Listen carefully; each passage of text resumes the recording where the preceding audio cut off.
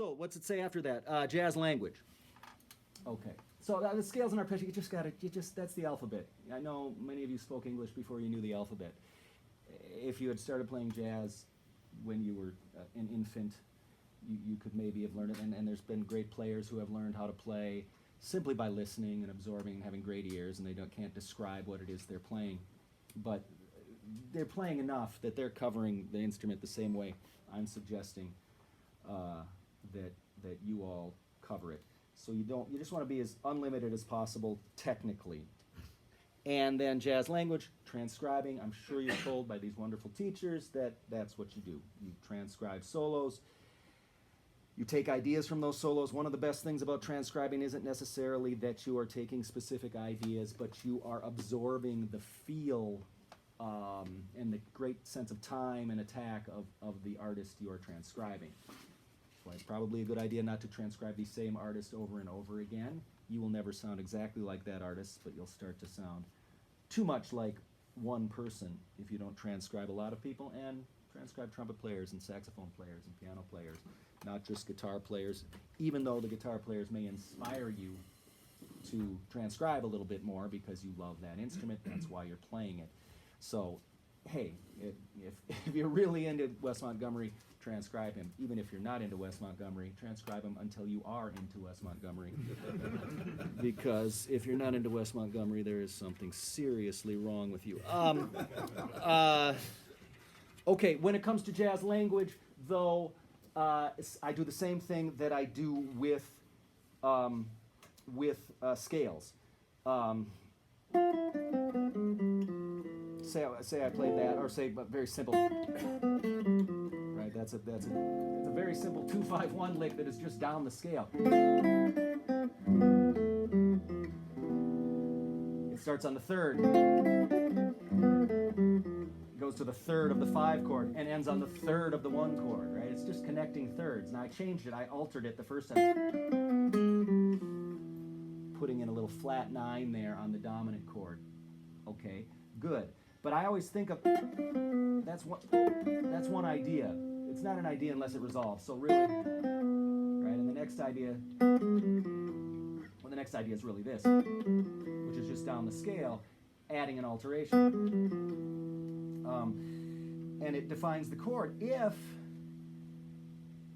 I don't start it on beat 1 though, then it's my 1 and 2 and 3 and 4 and 1 and. Then I'm late on all those resolutions. Not the end of the world. I resolve late because you're going for things and it doesn't always work out. But, that lick is designed to define the changes even if there's no one comping behind you. I want to be able to play... Oh, sorry, it should have been D minor. I can't do it. And then I'm trying to do a chord melody of the lick. But I should be able to play that... off at least 3 different places whenever you learn a lick. Also, articulation of the way I play jazz. A lot of people pick every note. And Mike Stern picks every note, but he loosens his grip on the pick, so he creates... I couldn't even pick every note. So he gets notes to pop out the way Charlie Parker got notes to pop out. You can't read a Charlie Parker omnibook and just play the notes on there. You have to listen to how he plays it, because many of those notes are accented. Many of them are ghosted, like barely heard at all, barely audible. So my right hand not being great, I have that in common with John Schofield. He always complains about his right hand. I try to develop a sense of swing by having a hammer-on, a pull-off, or a slide going from the and of the beat to a number. Now, I couldn't there. But there, 1 and 2 and 3 and 4 and 1. That's putting a natural accent on the offbeat. And I'm not playing triplets. I don't ever try to play triplets. If the feel comes out that way, that's fine. But when someone says that jazz is playing triplets, that's just... No, jazz, you'll play jazz by playing the way you think it should sound, and the more jazz you listen to, the more it will sound authentic. don't think about swinging the eighth note. Just try to make it feel good within the group, and that will swing if you listen to a lot of swing and you play a lot of this music. That said, this is an articulation thing that I have worked out for, on every lick I play, on every bebop head I play. It's 1 and then 2 and 3 and 4 and 1. I can't do it every time but I learned how to play that in a specific position so I could have as many hammer-ons, pull-offs, and slides from the and of a beat to the number, because I think it swings a little better and I'm not fast enough with the right hand to pick every note. Props to people like Frank Gambale, who can pick every note and still swing. They're geniuses and incredible artists. But that's how I negotiate that. That's how I play bebop heads.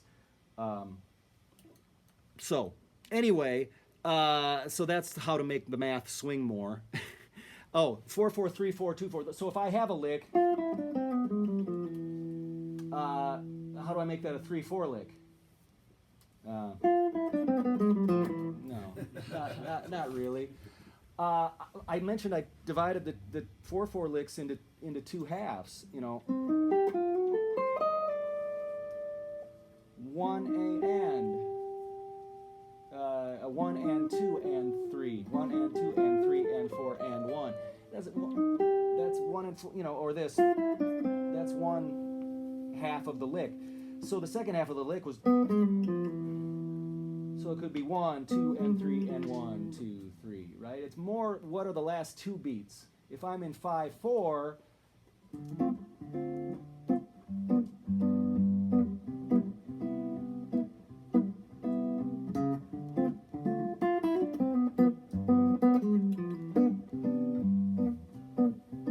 Whatever I play in the first 3 beats doesn't really matter. I'm just trying to target the beginning.